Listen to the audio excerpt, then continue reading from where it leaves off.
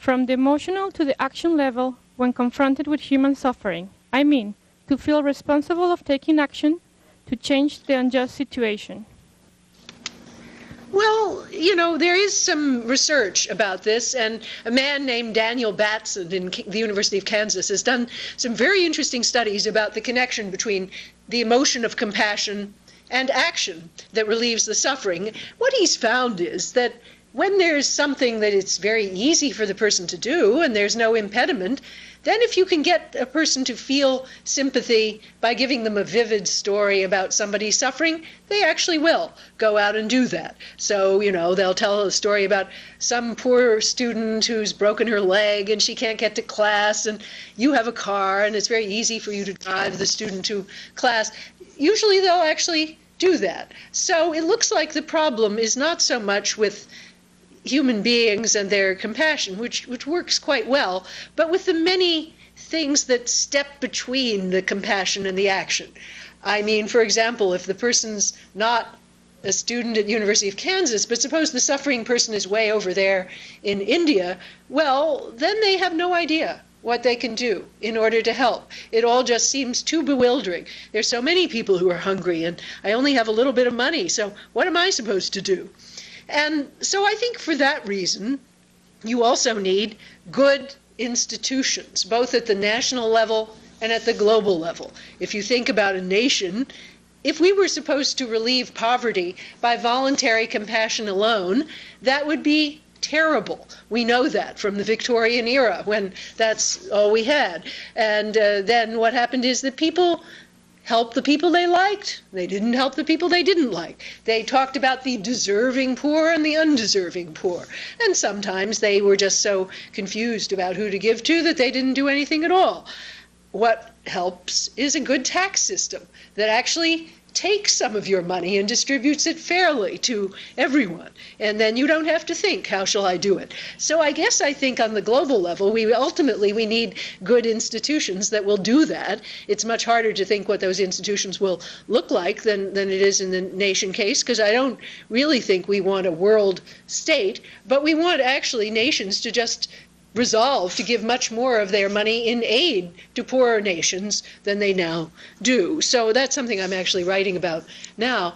But yeah, so I think human beings their compassion works pretty well in a narrow and familiar setting, and what makes trouble is when it starts getting distant and large numbers are involved, and then even worse, when it's somebody that's a stranger and is threatening or frightening to you. And then it's like an electrical impulse that short circuits the compassion, and suddenly you think, oh, well, I don't owe anything to that person because that person actually frightens me. So that's one more reason why we need good institutions that are going to make compassion do its work fairly. Thank you. And do we have time for another question? Do you think universities have a responsibility to include the issue of animal rights and suffering, or is this something that should be left for those particular groups that are concerned with this? In other words, should animal rights be a universal concern? Well, that's an issue that's actually very, very dear to my heart. And I've just co-edited with my partner, Cass Sunstein, a book on animal rights, which I hope some of you may take a look at, and I hope it will be translated into Spanish. But anyway, I think the answer to your question is definitely yes. Now, of course, some groups are more concerned with that than others, but any human being who, eats meat or wears leather or wears fur, you're involved in this culture in which animals are being tortured, and so you better learn to know about that. I think that we can at least promote responsible choice. And the fact is that when people really know how animals are treated in the factory farming food industry, when they know the conditions under which chickens and calves and pigs and so on are raised, then they're horrified and they want it to change. And right now in our law school, we're working out a consumer choice program where we're promoting a label that will tell consumers how the meat has actually been, how the animals that are being used for meat, how they've been treated during their lifetime. Then the consumer has a choice. They can pay more for the humane treatment or they pay less for the torture. Well, my bet is that when that information is out there and when you can't avoid knowing what you're eating, then people will make the ethical choice. At any rate, a lot more people will, and then it won't even be so costly to make it. And so gradually, more and more people will make the ethical choice as it becomes less costly. We have a supermarket chain here called Whole Foods, which does have ethical inspection, and they don't buy meat from any place that treats animals badly. Well, I mean, of course, you might think that all treatment of animals for food is bad, but in any case, they hold up very high standards of humane treatment. So if you go to Whole Foods, you pay more, but you're participating in a more ethical system. And the tremendous popularity of that food chain is, I think, the most heartening thing I've seen. It shows you that when people have the choice, they really have the choice, then they will pay more for something that attains a higher ethical standard. So I think these things should be part of an undergraduate curriculum because on the whole people don't know these facts, and when they do know them, then they actually do change. Hi, I want to make a question for you. In the United States, you have a strong experience of strong institutions, but in Mexico we don't have it. How to deal with the challenge of make strong institutions in Mexico, for example, and to deal with this point of view of a new education that promotes liberty, human rights, the concept of citizenship. I don't see how to work that point of view here in Mexico. What do you think about that? Well, I think this problem is familiar to me from the development work that I do in India. And in India, too, there's a sense that the institutional level is quite weak and a lot of it is corrupt. And so when women want change, they don't turn to the lawyers the way they might here. And, women in the United States have gotten most of the changes they've gotten through legal change in the rape law, change in all kinds of laws relating to women's equality. But in India, they say, oh, well, that doesn't mean anything because they think even if the law changes, it wouldn't be enforced or somebody would be corrupt and take the money and so on. So, in that circumstance, I think you do need to keep working for stronger institutions, but you also need to act through non-governmental organizations, through the civil society sector. And in India, certainly a lot of the progress that women have made, they've gotten through the NGO sector. There are just thousands of NGOs all over India that are doing education, microcredit, all the other things that need to be done.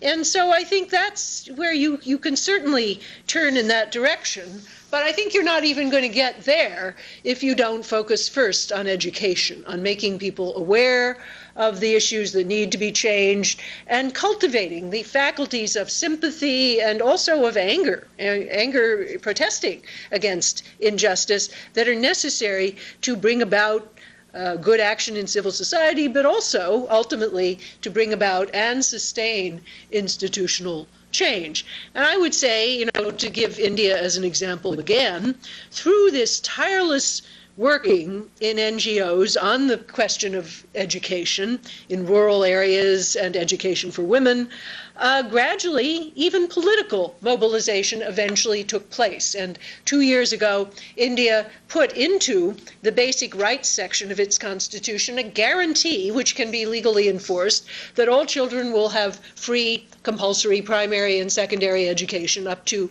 the 12th grade of school. Now, that's actually being enforced to some extent anyway. I mean, there are many, many problems. But in other words, the public will was created through the NGO sector and through higher education that focuses on women's issues, departments of women's studies particularly.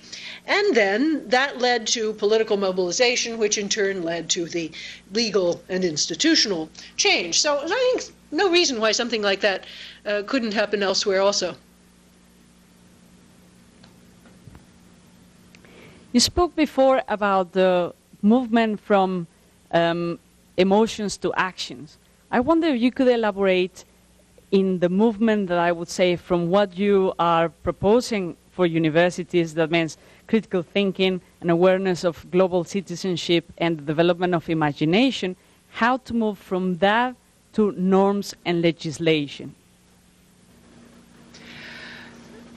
Well, I think, the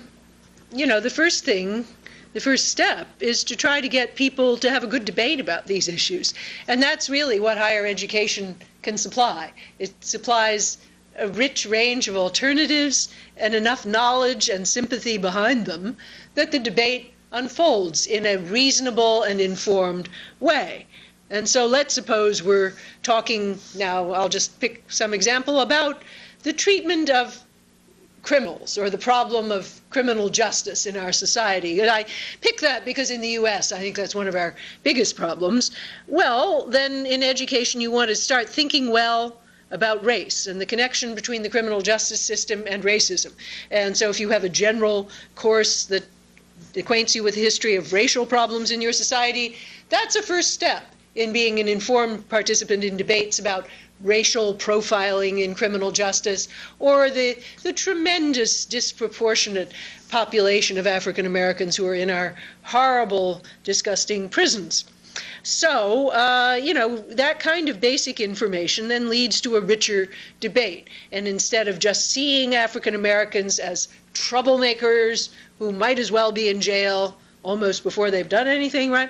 Then you get a richer debate, and then the people themselves can come forward. The people who are most affected can come forward and be leading participants in that debate and take the lead in pressing for certain kinds of legal change. I think the women's movement in the United States had very much that shape also, that there was, first of all, a general growth of awareness. There was consciousness raising, which was very much fostered by higher education.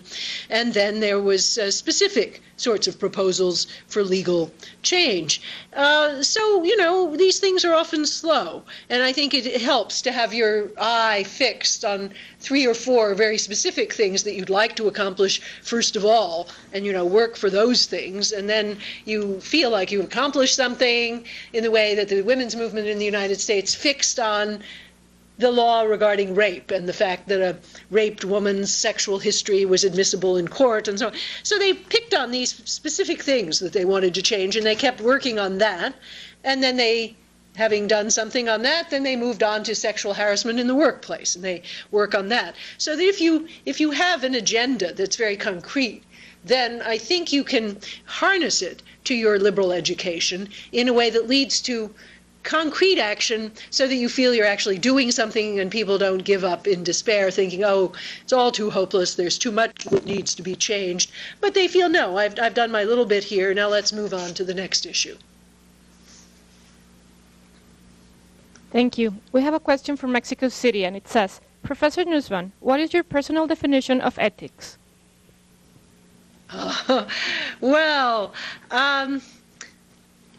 The first thing is I want to say that I would want to make a separation between ethical thinking and political thinking, because I think that ethical thinking in a pluralistic society is very diverse. And so my personal definition would include some thinking about my own Aristotelian background. It would also include thinking about the fact that I'm Jewish and I have that religion. But I wouldn't think that my fellow citizens should all share that. The political sphere is the sphere where we reason together and we try to get principles that we can believe in together. And therefore, we don't want to bring into that sphere our own very particular and very personal attachments if we think that our fellow citizens can't be expected to share them.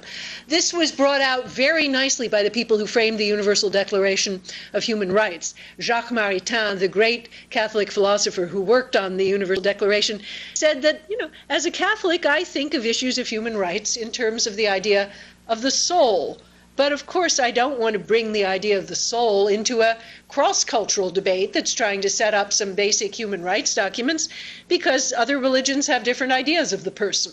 So instead, says Maritain, I'm going to talk about human dignity. and the human person, but I'm not going to talk about the soul or the life after death or God and so on. So, when you ask me the question about my personal definition, that's why I want to answer you in this complicated way, because there would be things in my personal definition, things having to do with specifically Jewish beliefs or beliefs about God and so on, that I, want to keep to myself. I don't want to put them into the political debate. And I think in the political debate, what the ethical principles that I think of as very fundamental and shareable by all, I would start with the idea of human dignity, the dignity of each and every human being. And I would start with the idea that that dignity is equal, that we're all equals, and that we want political principles by which we can live together as equals and live a life that's worthy of the dignity of the human being. Now then, I would go on to say, well, what do people need if they are to have a life with human dignity? And that's where my list of the 10 capabilities comes in. But all of that is political and not just personal. It's what I think all people in a pluralistic society ought to be able to share. If I'm bringing up my own child, I'll include some other stuff. I'll send her to temple and give her a bat mitzvah and so on. But I think it's important to preserve that distinction between the personal ethics and the political ethics, because we do have to live together, and we don't want all the time to be bringing everything from our personal religion into the public square, because we might meet somebody there who can't accept our religion, but we still want to live on terms of equality and respect with that person. Thank you. We have another question from Campus Chiapas. Professor Nussbaum, in a world ruled by globalization, functionalism, technology, and market laws, do you really believe there is a hope for the human spirit? Well, first of all, I wouldn't quite think the world is ruled by globalization. I mean, there's a baneful aspect of globalization, which is the loss of human values, the loss of the idea that this is really people we're dealing with. I don't think we're there yet. I think that the very success of the human development reports of the United Nations Development Program, in which I've been a participant, and the whole human development approach to international development shows that people are hungry for a more humanistic, more rich approach to development that does see human beings as human beings, not just as instruments for gain. So while I think that economic globalization exerts some pressures that need to be watched carefully and need to be resisted, I also think that it hasn't yet made us lose the human spirit. Even at the World Bank, I can tell you that capabilities and the human development approach are very, very much respected and are talked about. And so I think we really need to keep bringing in the humanistic discourse into the realm of economics, and we need to keep insisting that we don't just want to think about maximizing profit or maximizing GNP per capita. We want to measure development along this richer set of human parameters. And in order to get people who will go on and will go into the debate and insist on that, I think we need humanistic higher education. Thank you. Professor Nussbaum, we thank you for these insightful and enrichment ideas. Professor Inés Sainz, I'll give the microphone to you. Thank you very much. I really want to thank you for your wonderful questions, and to say that I'm very impressed by the process you're going through of rethinking your curriculum, and I'm excited about what you're doing. I hope I can talk to you in the future sometime, and I just want to wish all of you the very, very best in this extremely important endeavor, to all faculty, all administrators, and all students.